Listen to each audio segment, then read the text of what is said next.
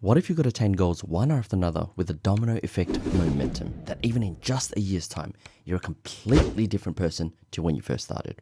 Well, you can.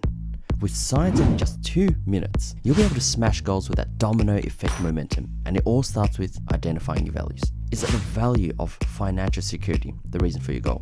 To be able to provide for your family?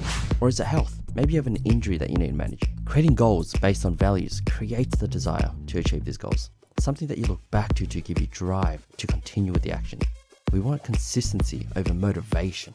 You then create a goal that relates to your values and desires. Your goals need to be specific. Is it an event? Is it a milestone? It must be difficult, but attainable. It must have a deadline for a sense of urgency. Work will expand to fill the time you've given to complete it. Unless you're knowledgeable in your goal, your first few goals should be learning goals. These learning goals should help transition to high performance goals after you've progressed to your third or fourth goal. But none of this matters unless you have consistency and resilience. Consistency is repeating actions and habits which brings you closer and closer to your goal, giving you that domino effect momentum. And we can do this by focusing on the end goal in reverse. Goal setting. You need a clear plan, so we break it down even more and more until we've got a daily goal. Now, saving 15k in a year is as simple as $41 in a day. Finally, we reach the goal.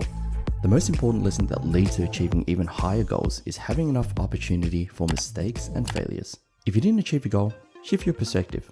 In pursuit of higher goals, errors and failures are inevitable. But the more mistakes you make, the more you learn. And this happens with anything you do in life. You build character and toughness, and you learn to incorporate your experiences from past failures and mistakes towards future goals. Finally, adopt a positive view on your failures. Failures aren't a reflection of who you are. Giving yourself positive self-statements helps keep your attention on the task rather than ourselves. This helps you take failures as a learning experience rather than a personal flaw. So, if you're struggling to get started with a goal, you need to check out this video on how to beat procrastination in 60 seconds. And as always, I'll see you in the next video.